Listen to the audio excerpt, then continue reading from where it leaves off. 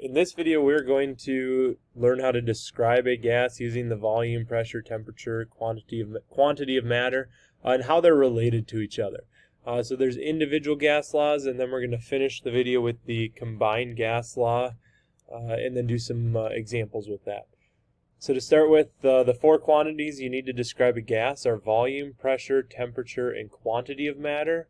The thing about gases is they're so far apart. In the last video I mentioned, we assume there's little to no interaction between them.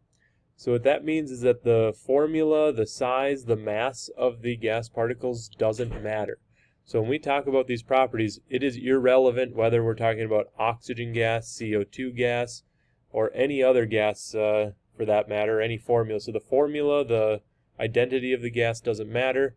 These are the properties that we care about. So the gas laws just tell us the mathematical relationships between these variables, and that's what we're going to get to in the next slide. So the first one is Boyle's law.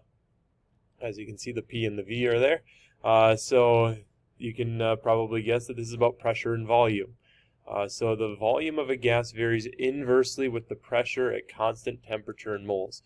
So the key to this is that when temperature in moles are constant, the amount of the gas and the temperature of the gas is constant, the volume varies inversely. So that means as one goes up, the other goes down. So we're going to go ahead and add that here. So as the pressure goes up, the volume goes down, or vice versa. If pressure goes down, then volume would go up. So you can see that as the pressure goes up, the volume is going down. If you go backwards on the x-axis, the volume goes up. So they go opposite of each other. So make sure you know the shape of this graph and the relationship between these two variables.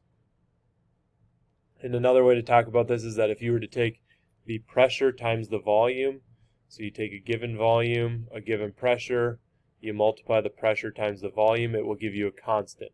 If you take a different volume and a different pressure, you multiply them, it'll give you a constant value. So that'll come into play when we combine this relationship with the other ones later. So Charles' law tells you about the temperature and volume, and they vary directly with each other. So that means as one goes up, so does the other one. And again, this is at constant pressure and constant moles. So the shape of the graph looks like this. As temperature goes up, so does volume. As volume goes up, so does temperature. As one goes down, the other one goes down. So as one goes down, the other also goes down. So they go up and down together. So the relationship looks like this. If you were to take V over T, so you take any volume point, take its corresponding temperature point, you divide volume divided by temperature, you will get a constant value. Same thing. Take any two volume and temperature data points, and they'll give you a constant. The next one is Gay-Lussac's law. Excuse me. His relationship, or their relationship, I should say, talks about pressure and temperature. So the pressure of a gas varies directly with the temperature, again, at constant volume, constant moles. These two variables are directly related to each other. So again, here's our graph, and here's our equation. As one goes up, the other goes up. As one goes down, the other goes down. I should actually go back and let's talk about some of these laws in terms of practical examples. Pressure and volume. If I have a cylinder, and this is in the last video, a cylinder, and I have gas molecules in here. That's my gas molecules. If I were to push this cylinder down, that would decrease the volume. And if you've ever done this with a syringe where you plugged one end up, you push the syringe down and you can feel the force against your thumb as you push on the syringe. It increases. It gets harder to push the syringe down. So as the volume of this syringe decreases, you can feel the pressure increasing. So that would be an example of Boyle's law. Same thing happens in the cylinder of your car. As the piston moves up or down, depending which way it's oriented, As the cylinder, as the volume of it decreases, the pressure inside of here decreases till the spark plug ignites the mixture, increases the pressure even more, which pushes the piston back down, or back open, I guess you could say. Going to this one, the pressure-volume relationship, or the temperature-volume relationship. An example of this would be a balloon that's left outside. You got a balloon that looks like this.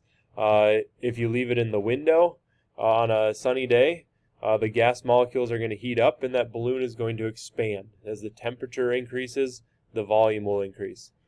Go ahead at home, take a balloon, throw it in the freezer. As the temperature of the gas molecules decreases, it's going to shrink. The balloon will get smaller. Or I guess it's, as I'm recording this, it's winter, so you could just set it outside. That works too.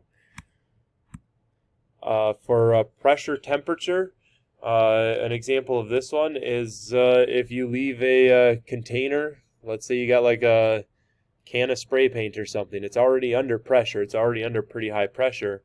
You leave it in your car on a hot summer day. As the temperature inside that can gets higher, the pressure inside that can is also going to increase, and it could create a dangerous scenario where it explodes if the pressure inside that can gets too high. So as you increase the temperature in a container, if that container is sealed so that the volume doesn't change and the gas inside there doesn't change, the amount of these things is constant, but if you're increasing the temperature of it, the pressure is going to also increase. So the next one is Avogadro's principle. This says that equal volumes of gases at the same temperature and pressure contain equal number of particles. This is only for gases. 1 mole of any ideal gas has a volume of 22.4 liters at STP. You don't really need to worry about that now. We'll talk about it more in a later video. The other thing I'm going to add is that moles and you could say pressure or volume. I guess we'll say volume. It really doesn't matter. They're directly related. If I take a balloon, we'll use a balloon as an example again. If I take a balloon, if I blow more air into this balloon, I am increasing the moles inside, the moles of gas inside there. The volume will increase. We know that as you push air into a balloon, its volume gets bigger. That's just how they work. So that's really what Avogadro's principles is. It says the more moles of gas you have, the more volume it will occupy. Or if you hold the volume constant, the pressure has to increase then. So if you pump more gas into a sealed, fixed volume container, its pressure has to increase because there's more gas in there pushing against the walls of the container. So I'm going to end the video at this, and we'll talk about the combined gas law actually in the next video, just for the sake of breaking it into smaller chunks here.